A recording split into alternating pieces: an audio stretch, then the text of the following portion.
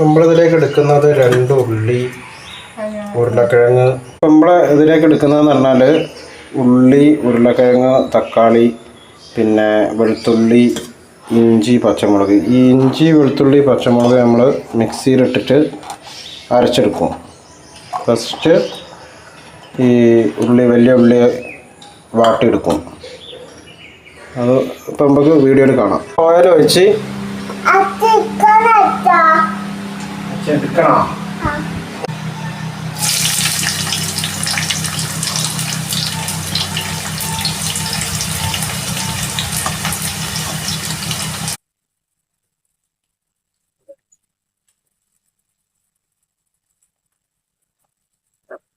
എന്താണ് ഉള്ളിയാണ്? ഇതൊക്കെ എപ്പ പഠിച്ച്? ഉള്ളിയാണ്.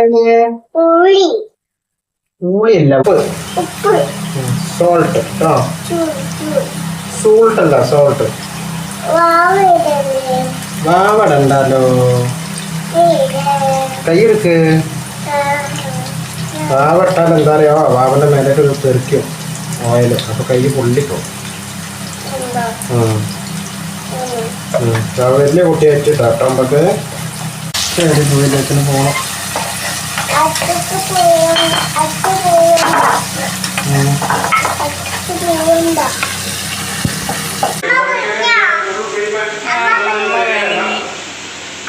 കറി ഉണ്ടാക്കാന്ന് പറഞ്ഞു പോയ ആളാണ്.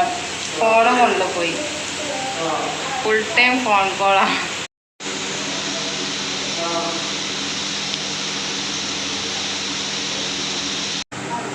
ഞാൻ തിന്നാൻ നിൽക്കുന്നില്ല, ഞാൻ പോട്ടെ. അപ്പം നമ്മളെ ഉള്ളി ഫ്രൈ ഏകദേശം റെഡി ആയിരിക്കും, സെറ്റായിരിക്കണം. അപ്പം ഇതിലേക്ക് അടുത്തത് ജിഞ്ചർ ഗാർലിക്, പിന്നെ എന്താ പറയുക, ഗ്രീൻ ചില്ലി. ഇത് 3 കൂടി ഉള്ളത് നമ്മളിതിലേക്ക് ആഡ് ചെയ്ത് കൊണ്ടുവരണം. മിക്സിയിൽ അടിച്ച ജിഞ്ചർ ഗാർലിക്, ഗ്രീൻ ചില്ലി അത് ഇതിലേക്ക് നമ്മൾ ആഡ് ചെയ്യണം. അപ്പോൾ നമ്മൾ അടുത്തത് ഇതിലേക്ക് ആഡ് ചെയ്യാൻ പോകുന്ന ടൊമാറ്റോ, പിന്നെ ഒരു 2 ഗ്രീൻ ചില്ലി ഞാൻ അങ്ങനെ തന്നെ ഇതിലിട്ടിട്ടുണ്ട്. ഒരു മിക്സിയിൽ അടിക്കാൻ തന്നെ.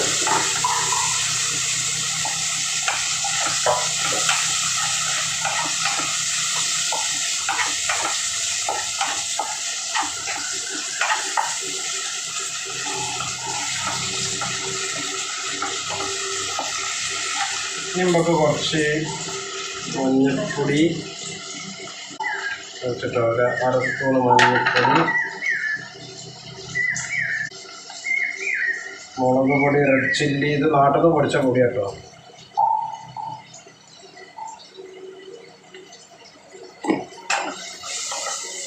കുറച്ച് മല്ലിപ്പൊടി വേണം.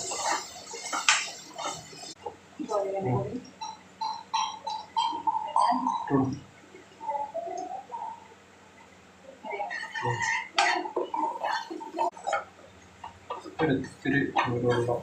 ഇതിലേക്ക് കുറച്ച് വെള്ളം ഒഴിച്ച് കൊടുക്കണം. മസാല ഒന്ന് പിടിക്കാൻ വേണ്ടിയിട്ട്. പിന്നെ അതിൽ കുറച്ച് ഗ്രാമ്പൂ,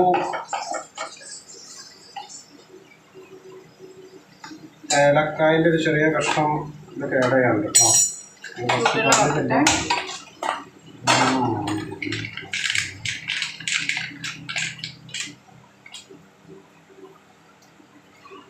ഏലക്കായ ആഡ് ചെയ്യുന്നുണ്ട്. ഒരു ചെറിയൊരു സ്പൈസി ആവാൻ വേണ്ടിയിട്ട് കേട്ടോ. നമ്മൾ കുറച്ചൊരു എന്താ പറയുക, ഇതിനെ കറാൻ പോകും. വെള്ളത്തിൽ കളിക്കുന്നത് ഇനി വെള്ളത്തിൽ കളിക്കാൻ വെള്ളം തരില്ലേ? ഒരു ഇത്തിരി ഉലുവ ഇടുന്നുണ്ട് കേട്ടോ. അതാ ഒരാൾ കൂടി ഉണ്ട്. ഒരു കുഞ്ഞി കുക്കും കൂടി വന്നിക്കണേ. ഉലുവ കുറച്ചിട്ട് കൊടുക്കണം. ഞങ്ങളിവിടെ ഒത്തിരി ഇത് കറിയിലേക്കുള്ള മസാല ഒന്ന് സെറ്റ് ചെയ്യാൻ വേണ്ടിയിട്ട് കുറച്ച് വെള്ളം ഒഴിച്ച് കൊടുക്കുന്നുണ്ട്. ചൂടുവെള്ളമാണ് ഇപ്പോൾ ഒഴിച്ചത്. മസാല ഒന്ന് ഇളകി പിടിക്കാൻ വേണ്ടിയിട്ട് വെള്ളത്തിൽ.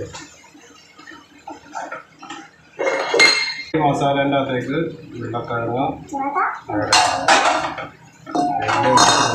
നമ്മൾ ആദ്യം ഇതിൽ ഒരു ഹാഫ് ആൻ അവർ മുന്നേ ഈ സോയാബീൻ ചങ്ക്സ് പുഴുങ്ങിയിട്ട്, അതായത് ചൂടുവെള്ളത്തിൽ ഇതാക്കിയിട്ട് തിളപ്പിച്ചതിന് ശേഷം അതിലേക്ക് ഉപ്പ്, മുളക്, മഞ്ഞൾപ്പൊടി എല്ലാം മിക്സ് ചെയ്ത് വെച്ചതാണ്. ഇതിപ്പോൾ നമ്മൾ ഇതിലേക്ക് ആഡ് ചെയ്യാൻ പോകും കേട്ടോ.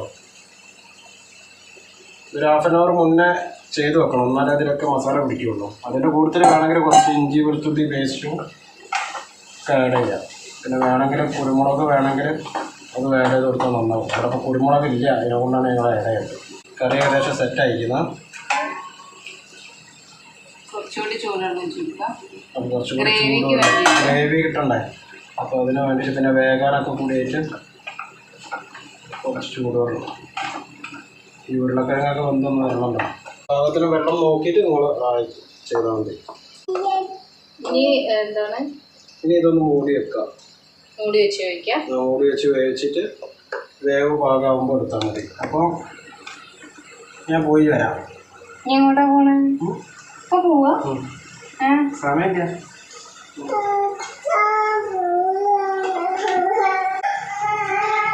കറി ഒക്കെ ഗ്യാസിൽ വെച്ച് വേവിക്കാൻ വെച്ചിട്ടാണ് ഞാൻ പോകുന്നത്. അർച്ചൻ കോള് വന്നിട്ടുണ്ട്. അപ്പോൾ ഉണ്ടാക്കി തരാന്ന് പറഞ്ഞോണ്ട് കഴിക്കണമെന്നൊക്കെ വിചാരിച്ചു കഴിക്കാൻ നിൽക്കുന്നില്ല. അപ്പൊ ഞാൻ ഒന്നും കഴിക്കാണ്ട് പോവാ. നേരത്തെ വരും, അപ്പം വന്നിട്ട് കഴിക്കും. കഴിക്കാണ്ട് പോവാണ്. അപ്പൊ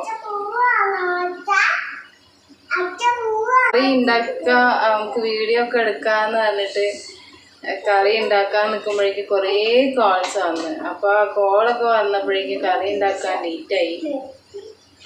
എങ്ങനെയായിട്ട് കറി ഉണ്ടാക്കി തരാമെന്ന് പറഞ്ഞിട്ട് കൂടി പോവുക. കഴിക്കാതെ പോവാണ്. ചെറിയ തീയിലിട്ടിട്ട് ഇനി ഒന്ന് വേവാനുണ്ട്. അത് അടച്ചു വെച്ചിട്ട് തന്നെ വേവിക്കുക.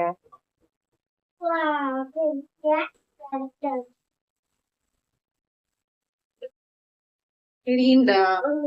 അപ്പൊ കറിയൊക്കെ നന്നായിട്ട് വെന്ത് വന്നിട്ടുണ്ട്. അപ്പൊ ഇനി അതൊരു വേറെ പാത്രത്തിലേക്ക് ഒഴിക്കാം. ബാക്കി ലയിപ്പിച്ച് പോയതാണല്ലോ. കറി റെഡിയായി.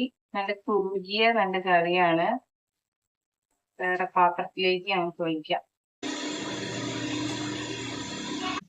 പപ്പടം ഉണ്ടാക്കിയിട്ടുണ്ട്. സ്പെഷ്യൽ സോയാചൻ കറി റെഡി ആയിട്ടുണ്ട്. നല്ല ടേസ്റ്റ് ഉണ്ടാവും വിചാരിക്കുക. അത് കുറുകിയിട്ട് ആണ് വെച്ചത് ഗ്രേവിക്ക് വേണ്ടിയിട്ട്. ഗ്രേവിക്ക് വേണമെങ്കിൽ കുറച്ചുകൂടി ലൂസാക്കിയിട്ട്, അതായത് വെള്ളം ഒഴിച്ചിട്ട് ഗ്രേവി ആക്കിയിട്ട് വെക്കാൻ ചെയ്യാം. അത് വേവുന്നതോട് കൂടിയിട്ട് നല്ല തിക്കായിട്ട് ഉള്ള കറിയാണ്. ചപ്പാത്തിൻ്റെ കൂടെ, ചോറിൻ്റെ കൂടെ, പിന്നെന്താ നമ്മൾ പൊറോട്ടയൊക്കെ കഴിക്കും. പൊറോട്ടൻ്റെ കൂടെയൊക്കെ കഴിക്കാൻ പറ്റിയ നല്ല വെജിറ്റേറിയൻ കറിയാണ്. നല്ല ഇറച്ചിക്കറി പോലെയുള്ള, അതായത് നോൺ വെജ് കറി പോലെയുള്ളൊരു കറിയാണ്.